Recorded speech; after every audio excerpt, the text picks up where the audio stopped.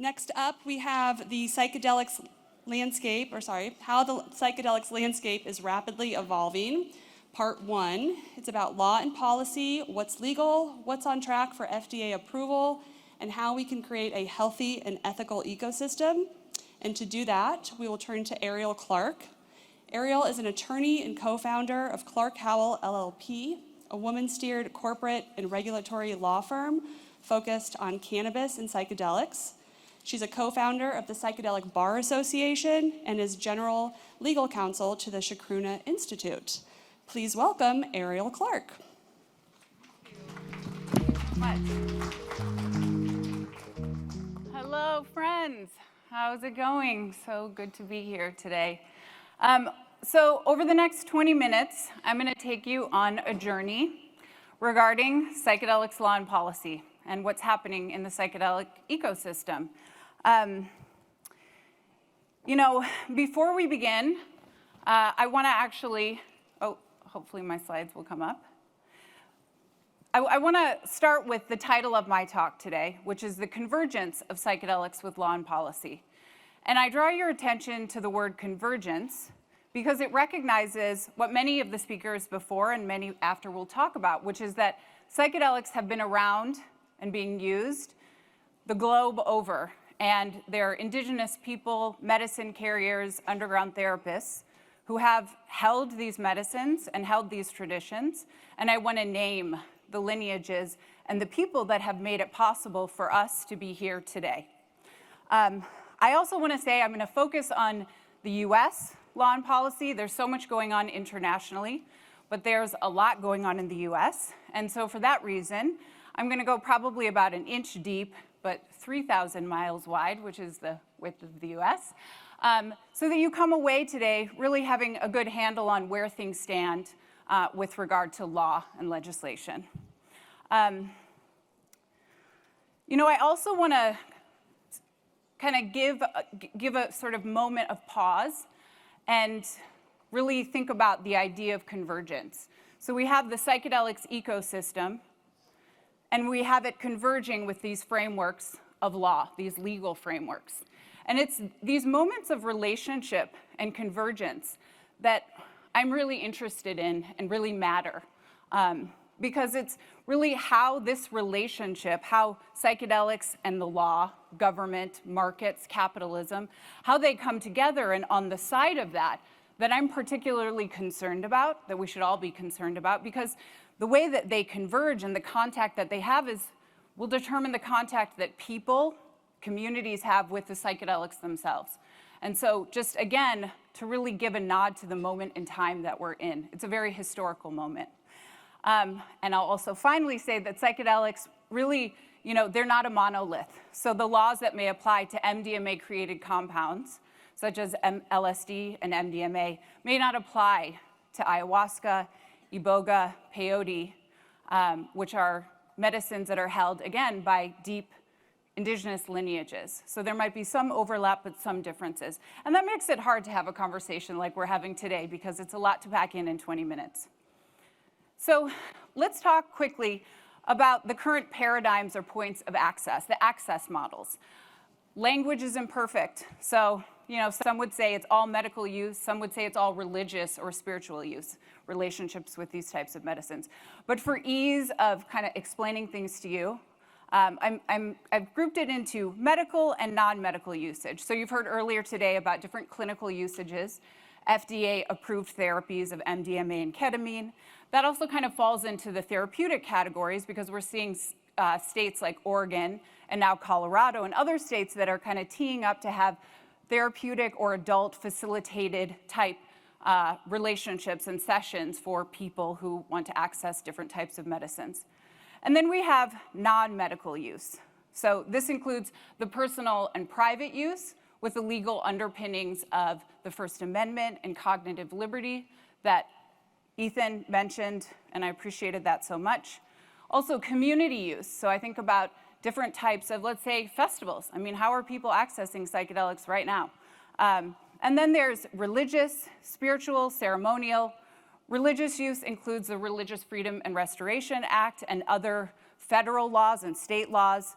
I pulled apart spiritual and ceremonial use because maybe many of you know that there are communities of people who are practicing with different types of medicines that maybe don't really feel comfortable in sort of a religious use container, although it's really the religious freedom laws in this country that protect that type of relationship with medicines. And I also, I share this slide of these different paradigms of access because we're going to look at different states' regulatory programs and decriminalization initiatives and just kind of take a look and see what are these different ways that people are accessing psychedelics, and then what are we seeing as these laws are written and being implemented? What's being protected? What's being left out? It's interesting. These are some concerns that folks in the psychedelics community have. So we went over ketamine, and we know it's legal, and that's why the map is green. So ketamine is Schedule 3. It's FDA approved. We got into detail about FDA approval, a lot of off-label uses. Actually, it turns out off-label use isn't that rare. It's 1 in 5 prescriptions are off-label. So ketamine is legal. I also want to say again, the imperfectness of language. It's medical use, but people use ketamine in different ways. They use it recreationally as well, and I don't want to discount that. MDMA. Similarly, so the map is yellow because MDMA is working its way through the FDA approval process. Now, just to show you the kind of hilarity and contradictions in our drug laws, MDMA is Schedule 1, which means technically that it has no medical value and a high probability for abuse. Meanwhile, MDMA-assisted therapy is working its way through the FDA approval process as a breakthrough drug. That's kind of an interesting contradiction. I'll also mention that in the 70s and 80s, there were therapists who were working with MDMA for all sorts of really serious issues and having a lot of success with their patients. There were conferences at Esalen, different types of best practices that grew from the therapy community working with MDMA.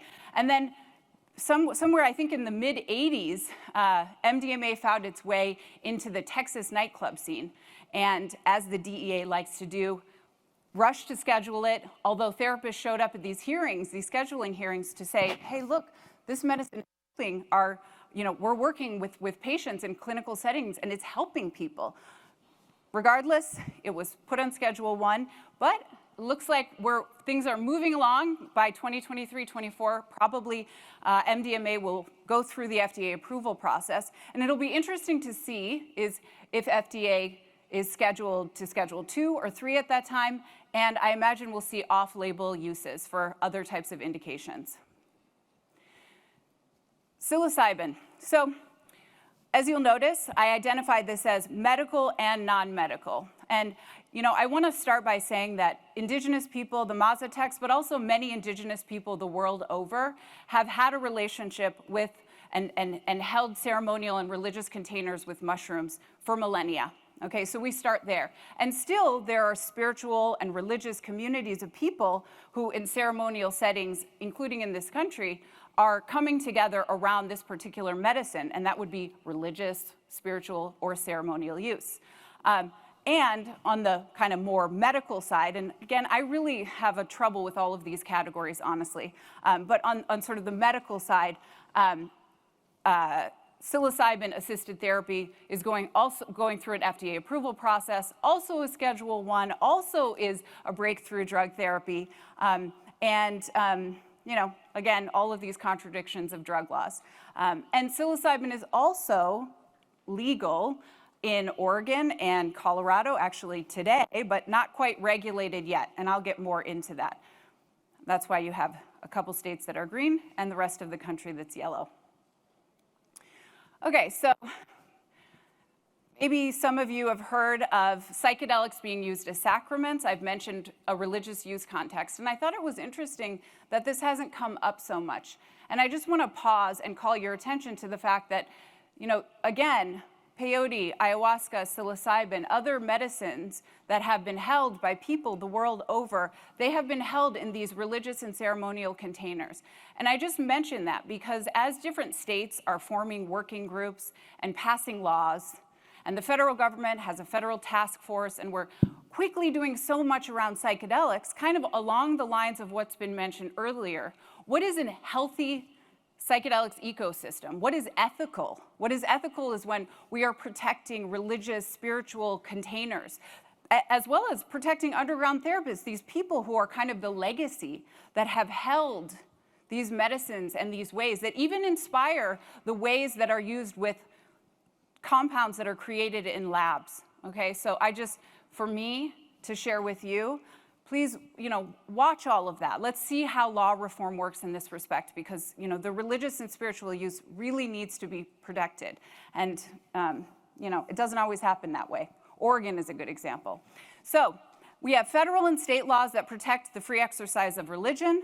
The Religious Freedom and Restoration Act is a federal law that basically provides a shield where you can raise claims or put up defenses that will help you if you're using psychedelics as sacraments in a religious context. Now, there's a lot more to say here, literally like huge bodies of law. If you have questions about this or anything else, please come and find me afterward and let's talk about it. And some examples of communities that have DEA exemptions for using different types of what are controlled substances are the Native American Church and the relationship with peyote, and the UDV in Santo Daime and their relationship with ayahuasca. So what's been happening? So on the regulated front, and I'm actually really glad, I loved that Ethan also mentioned that 2 years ago, Oregon decriminalized all drugs for personal use and possession. That was with Measure 110, okay? And the same year, Oregon also passed Measure 109.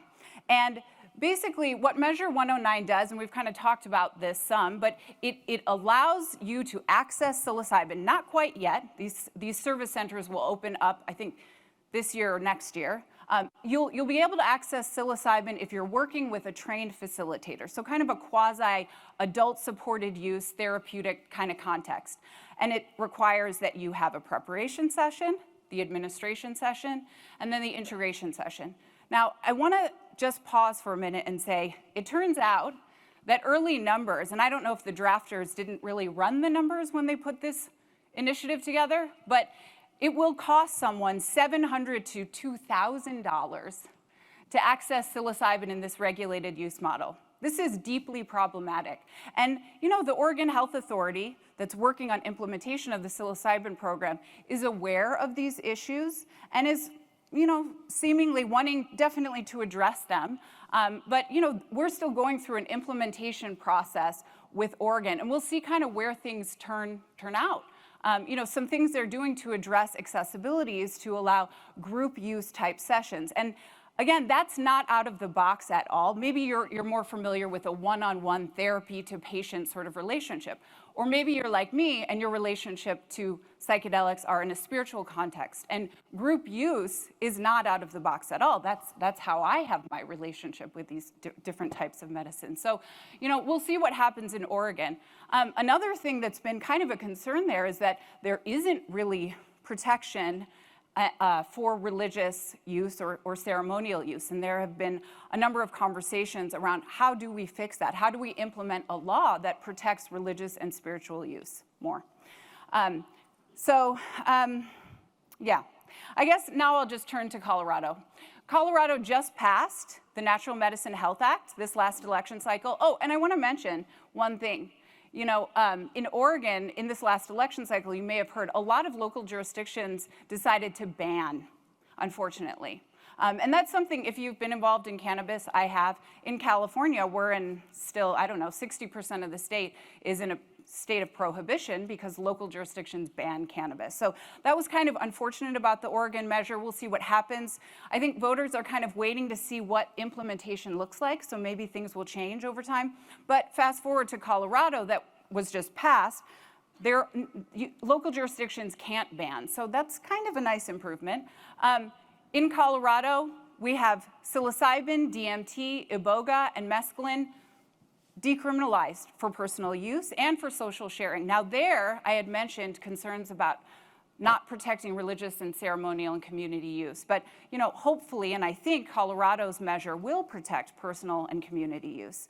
And then there's that bucket, sort of personal, community, sort of unregulated. And then there's the regulated portion of the initiative, which will create these healing centers, again, somewhat analogous to Oregon, where people will be able to access psilocybin in this facilitated adult-supported use context.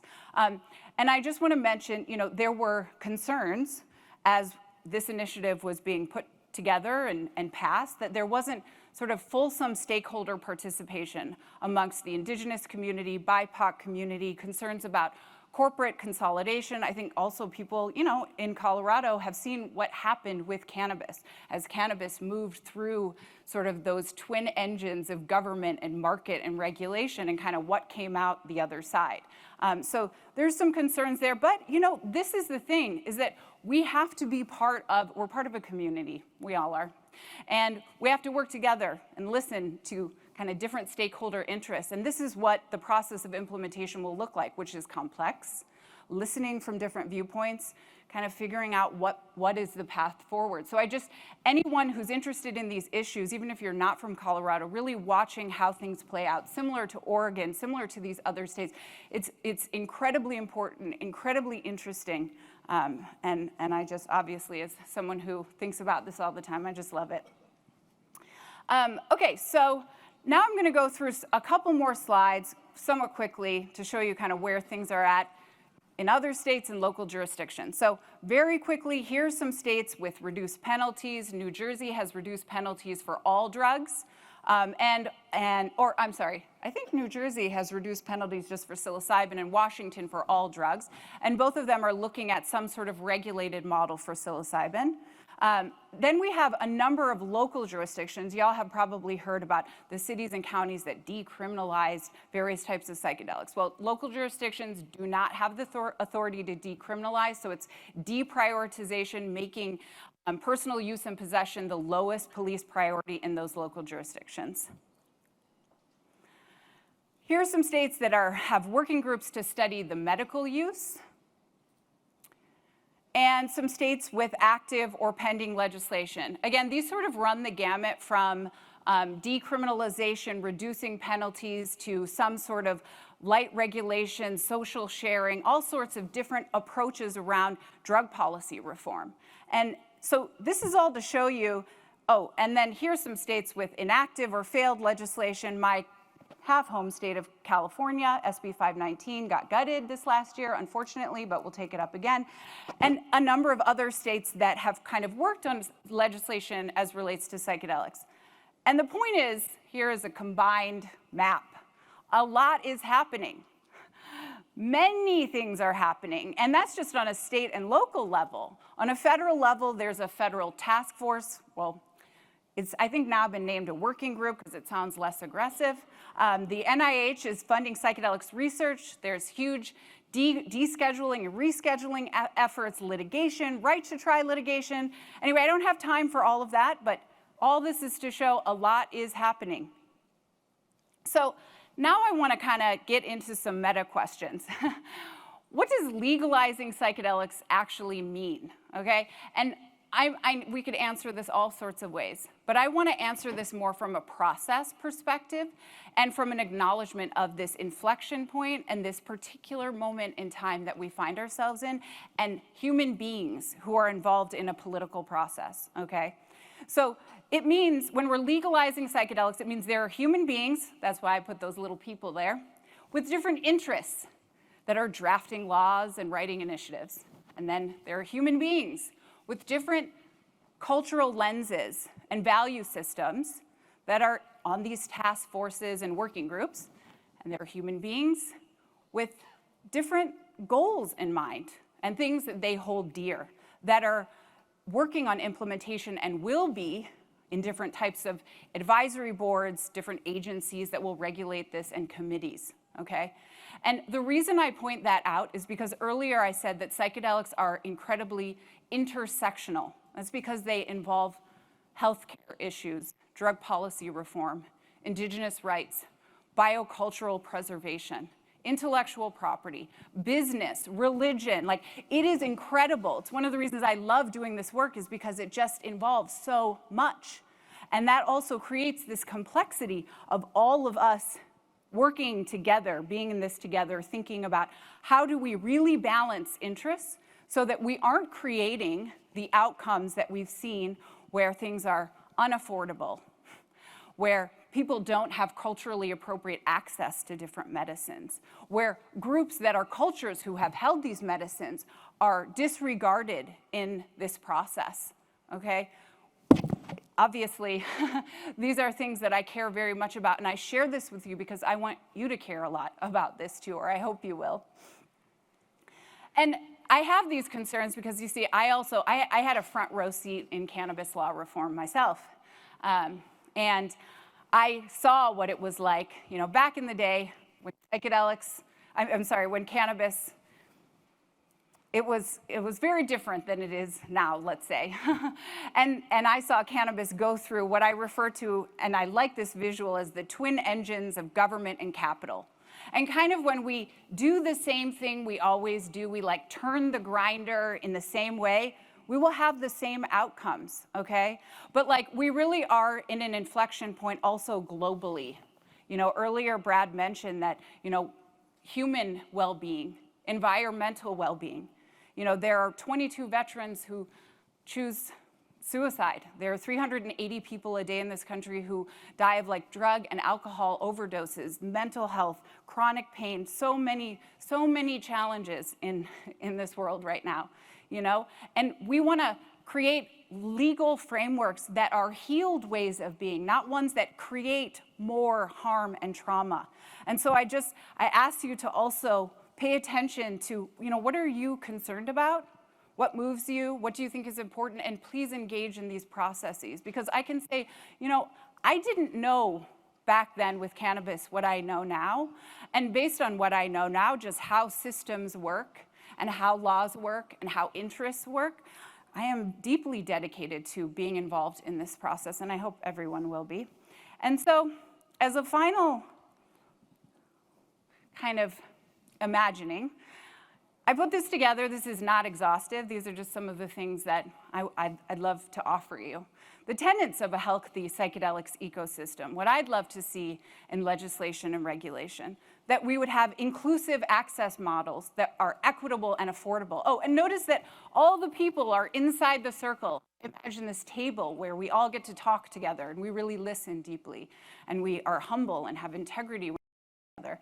And there's this diversity of interests. Okay, and maybe corporate responsibility. There are ethical business models. A lot of businesses in the psychedelics ecosystem are actually forming as public benefit corporations or creating different types of creative corporate structures where they're putting purpose close to making profits or incorporating indigenous reciprocity and benefit honoring actionably within their corporate form and the economics and governance of their company, and you're gonna hear more about this.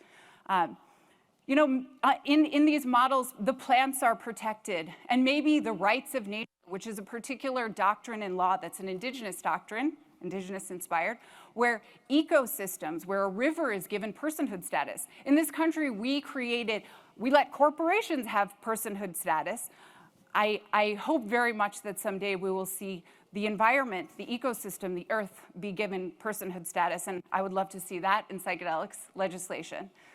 We would protect ceremonial use and religious use, cognitive liberty and personal use. We would have balanced regulation, not over-regulation like we have with cannabis. Reasonable taxation. We would have education and harm reduction. And I know so much more. So yeah, I'm just very honored to speak here today with all of you.